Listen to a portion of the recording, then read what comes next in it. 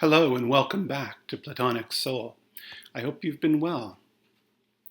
So this episode will be a bit of a turning point, I think, in this series because up to now we've basically been introducing this problem that I've been talking about of existential alienation.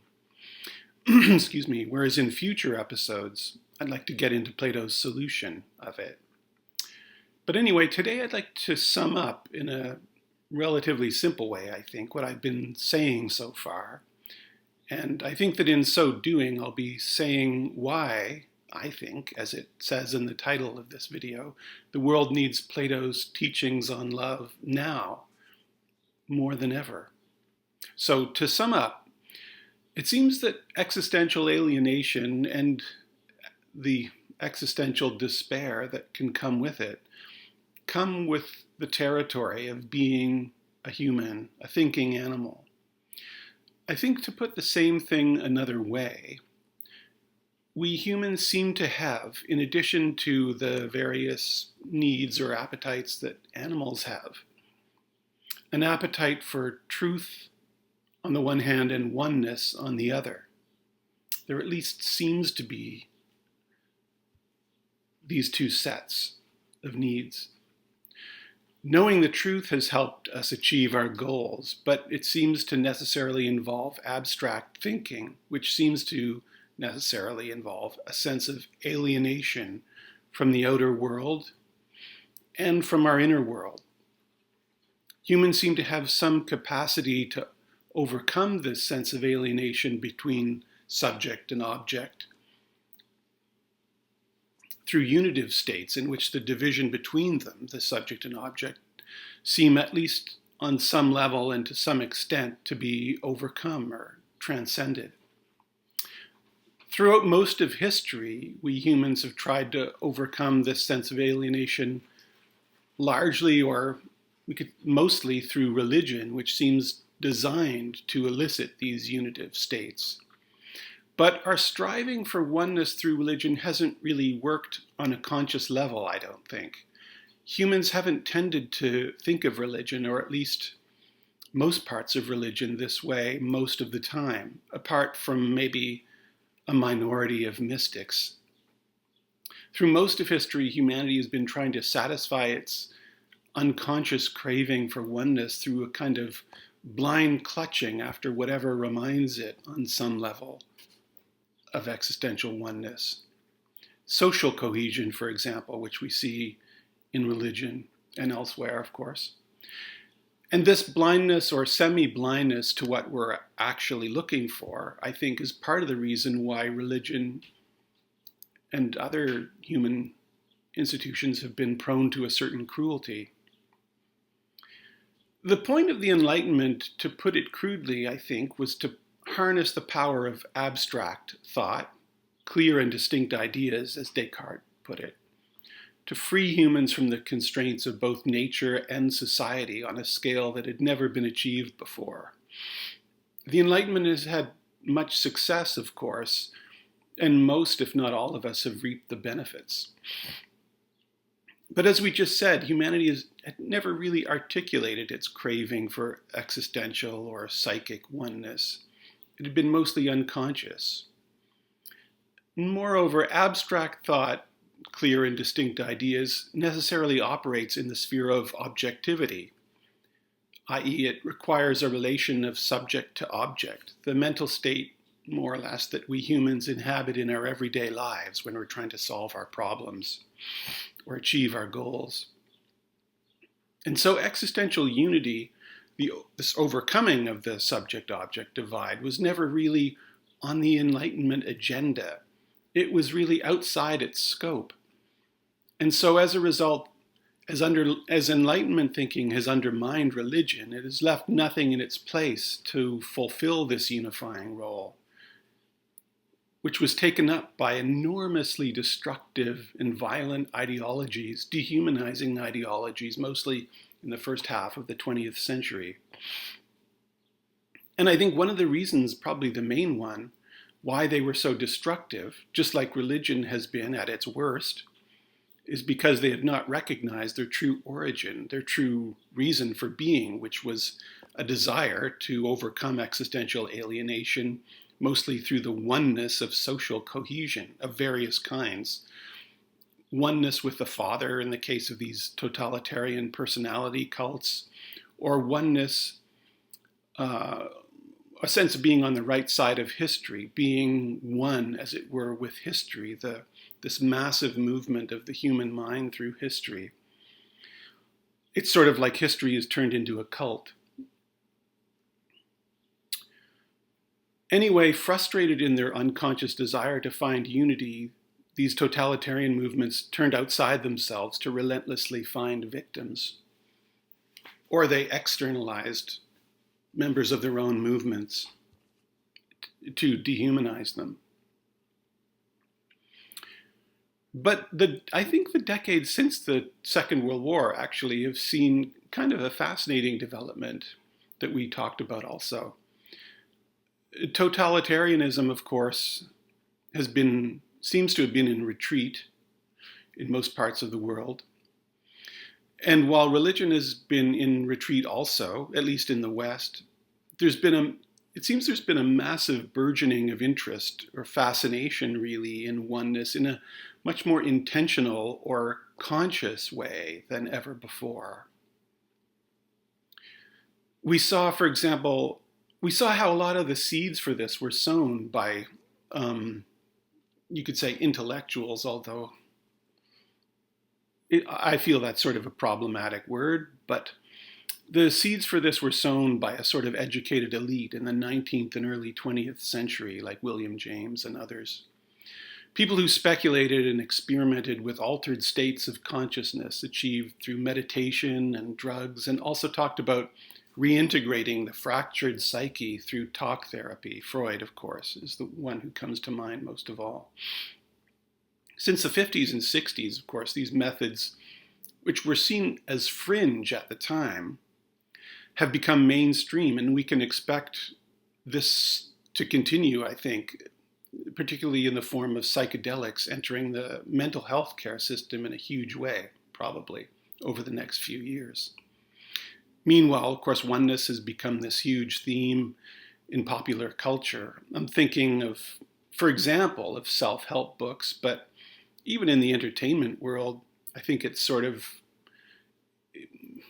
to be a bit ubiquitous. For example, this sort of massive success of the Star Wars franchise, which holds out the promise that good might win if people give themselves over to this unifying force that surrounds us and holds the universe together as one. Often this is against their abstract thinking or the technology that abstract thinking has spawned. Luke is advised to not use the aiming device when he's trying to blow up the Death Star, but to trust his feelings. There are many. That's of course the theme of these movies. There's a sense here that the social cohesion represented by the empire, this sort of forced cohesion, is the essence of evil, and that good involves a more intentional, individual quest for unity, a sort of rebellion, you could say, a sort of individual quest for unity with one's feelings and with the cosmos. The series really made a splash since it first appeared because this theme of unity in it, appearing in the late 70s, a decade in which mindfulness and a sense that technology was alienating people from inner and outer nature. We saw the Back to the Land movement, for example, was a phenomenon basically of the 70s. So it came out when these trends had gained a lot of ground. Also, I think, at least in some circles, religion has started to become more conscious of the search for existential unity at its heart. Speaking of this quest being a more intentional one than it was earlier. So these are all interesting trends, and you'd think there might be a happy ending here, except, of course, that there's never a happy ending in history, really, because history never ends. And it's not really hard to see, I don't think, that the oneness we crave continues to elude us to a great extent. Despite all the advances we've seen in medicine and psychology, we continue to be plagued by addictions, anxiety, and other mental health problems, all of which I think are caused at least partly by a sense of existential alienation and a desire for oneness. There's also this high esteem in which pseudoscience is held nowadays, at least by some people. I think that shows how many of us crave the existence of a force or something like it in nature, something to which we can immediately unite ourselves without having to endure this out-of-body experience of a reasoning process that feels alienating. I don't think we've really solved the problem of political craziness. I think recent decades show it getting worse in many ways. We still see that craving for unity manifesting itself in a desire for social cohesion in the political tribalisms that we see nowadays, and or the political extremism that we see. This same desire to be at one with our feelings and at one with others has resulted, I think, in a politics based on emotionalism, highly impulsive at times political discernment, often manifesting itself as virtue signaling or a desire to be on or to be seen to be on the right side of history. So I don't think this cult of history has entirely gone away. That our opinions might gain us the esteem or love of others sometimes seems more important than the truth in politics today, I think. The fanaticism and scapegoating that religion was prone to have continued in our secular world, in this political tribalism and cancel culture. I think just another name for scapegoating, or scapegoating in its secular form. And I think it's arguable that our consumerism, too, is a manifestation of our frustrated desire for oneness. There's a yearning here, or there's a thought, I think not really conscious, that one makes something else one's own. And so one eases that sense of alienation for at least a moment. Even I think the problem with obesity, because also in this act of eating, there's a sense of temporary union with the other. And this consumerism, I think, is responsible more than any other factor for the damage we're seeing to our environment, this concerning trend. So why is unity continuing to elude us? I think it's really kind of tied into the nature of modernity. I've kind of tended to dump a lot on the Enlightenment despite all the good things it's brought, because I think it sort of has brought us also to a bit of an impasse. I think it's at the heart of the reason why we haven't found a way to reconcile these apparently opposed or these apparently different human urges for truth and unity. Reconciling them has been a universal problem for humanity, as I've mentioned. It's really the essence of this age-old struggle between reason and passion, I think. And religion offered a means of at least partially reconciling, because these unitive states it elicited were believed also to be states of truth. Because in worshiping the gods, one is at one with, not in a strictly mystical state, but even in worshiping them through ritual, one is or praying through them, one is in relationship, one believes oneself to be in relationship with the truth, the hidden essences or causes of things, these sort of personified principles of reality, the truths of the world. But the Enlightenment's erosion of this has left nothing in its place. Even a religion that might intentionally be seeking psychic unity, perhaps forms of Christianity, for example, inspired by the thought of William James, like a lot of ecumenism or progressive Christianity. In other words, seeing religion, they wouldn't say this, but almost as a kind of technology, a set of techniques for eliciting existential oneness. This seems to be frustrated unless this stage of oneness is also seen as a state of truth. And to many in the Western world, seeing truth in the tenets of religion has continued to be a problem. Even sometimes for members of these churches themselves, even their leaders or senior leaders. We've seen, for example, a number of publicly atheist clergy in the Christian West, and there are probably many more that haven't come forward publicly. In any case, it hasn't been easy for religion to explain to people in secular terms how there is truth in unity. And this skepticism, I think, is the main reason for religion's ongoing slide in the West. So, yeah, the problem here in our modern world, I think, is that the Enlightenment hasn't presented a way for truth to be reconciled with unity. In fact, quite the opposite. It almost seems to imply that these are opposite. The dominance of Enlightenment thinking over our time means that our default position is to take the truth to be necessarily abstractive, clear and distinct ideas, the scientific explanation of things, for example, which is often the default explanation. It's understood, I think, often to be the truest explanation of things.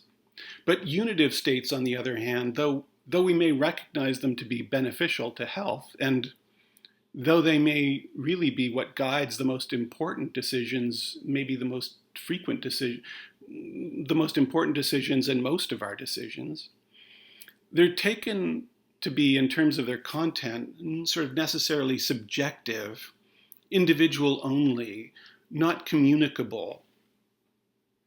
And they often do feel like they're not communicable. But it's understood that they either don't have a content or they don't have a content that could be considered authoritative. I think it's fair to say that never have truth and unity been further apart. So I think we do find ourselves at a bit of an impasse, and it doesn't seem like a problem that science, which is sort of our default problem solver nowadays, will be able to solve. Because science can't speak to oneness having a content of any kind, because the only content science recognizes must be objective, statable, universally communicable.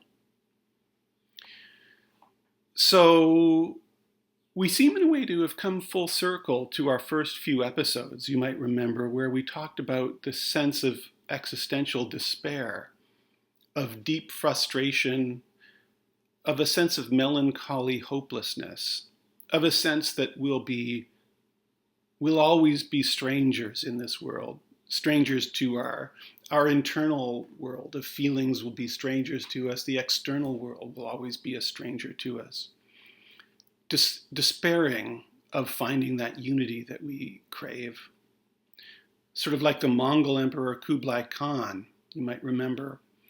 I read in one of the first episodes from Italo Calvino's imaginative work, Invisible Cities.